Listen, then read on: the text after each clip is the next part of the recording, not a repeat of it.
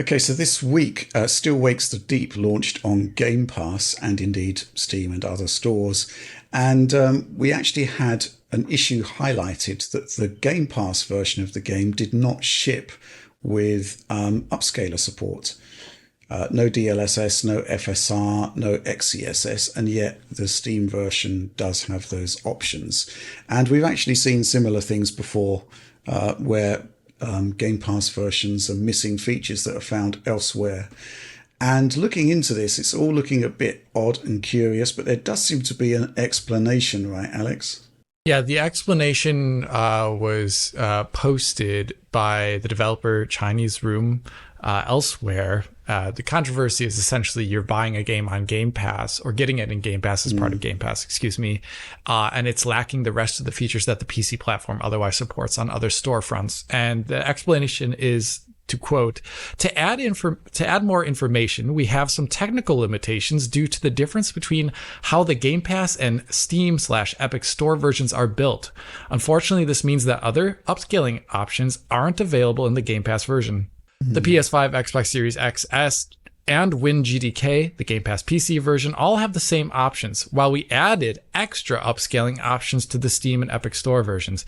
Adding them to WinGDK, aka what is on Game Pass PC, would require a custom-coded solution. Okay, since then, they've announced that they're going to be adding this as well to a patch that should be coming, I believe, in July. They're going to be adding the upscalers to that GDK Game Pass version over time.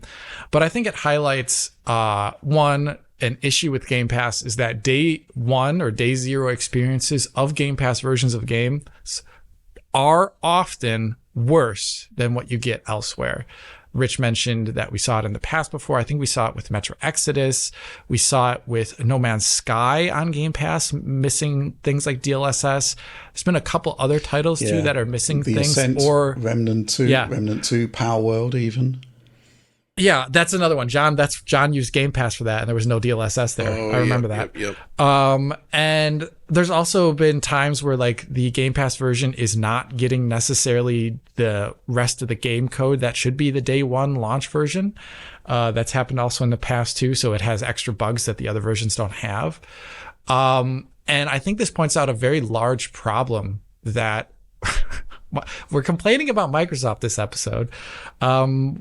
That they have with Game Pass on PC, and that it shouldn't be some sort of extra stepping stone for a developer to kind of jump over here to get their game launched. They shouldn't have to be compiling anything so radically different to get a game running on Game Pass and have it available on their storefront. It should literally just be the exact same, more or less, than what you get on Steam without such a big issue. And I know this is obviously hard because Steam integration requires things for like achievements and, you know, there is some level of specific store integration that occurs to enable certain things like achievements, DLC, whatever, but it shouldn't be so radically different than what you see on Steam to require a different version because, let's be honest with you, they are the smallest market here versus everyone else on PC. Steam's huge. Epic is large enough, I guess, now to be competitive in some aspect.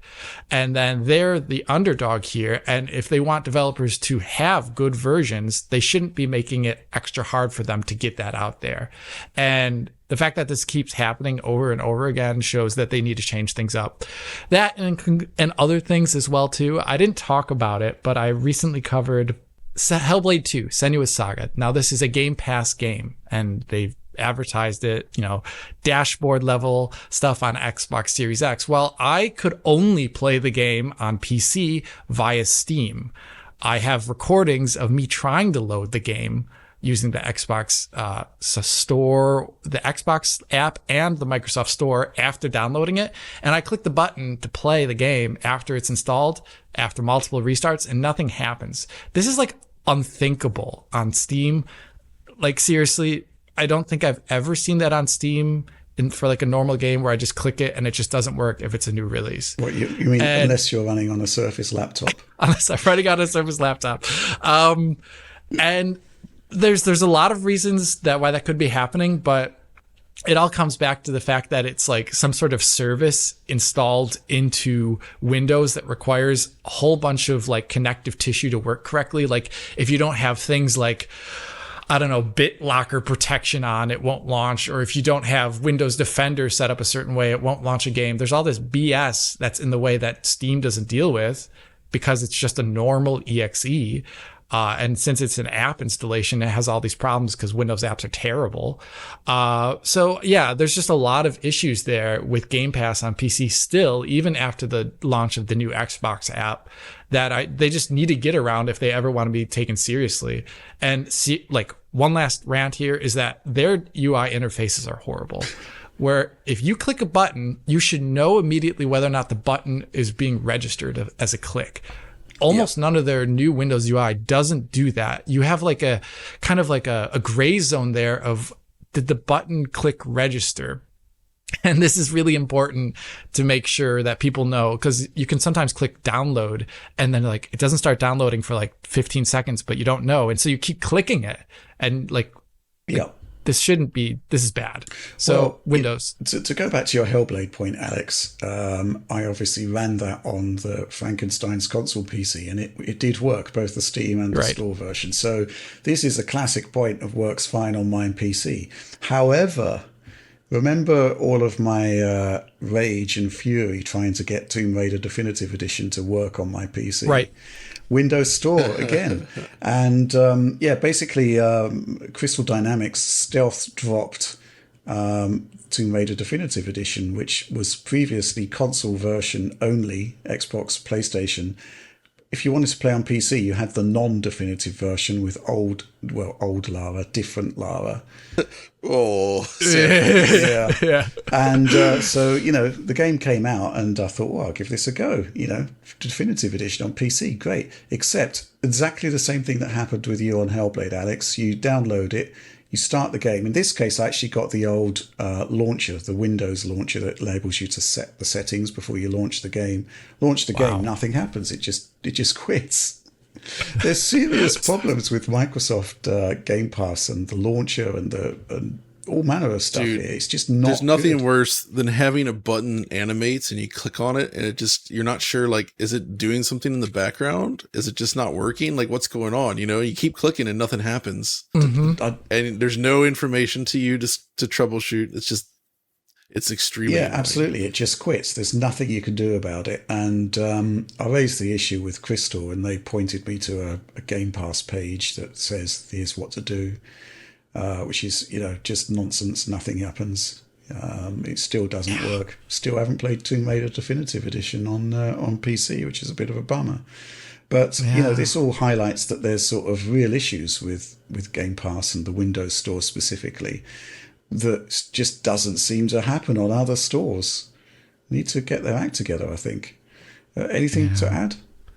I would also add that if you Google these issues, that you come to a level of workarounds which are just beyond headache inducing. You have to like reinitialize the apps. I don't know, a whole bunch of stuff that you have to do in like command prompt. And it's like, it's PowerShell time, baby. Yeah, it's time to load up the PowerShell, and it feels really like a Linux problem if you've ever worked with Linux, and this is Windows, and it should not be like this. Which in turn feels like a DOS problem. Which feels like a DOS problem. Yeah. Yeah. I mean, Microsoft are custodians basically of the Windows ecosystem, and there's games that we can't launch within their launcher. This is just unacceptable. It's nuts. Mm-hmm. But there it is. And, to your point, Alex, you're entirely right that developers shouldn't be jumping through hoops in order to accommodate Windows Store / Game Pass / WinGDK when they don't need to do it on Steam or Epic Game Store or any other launcher, any other store. It's just, it's not great.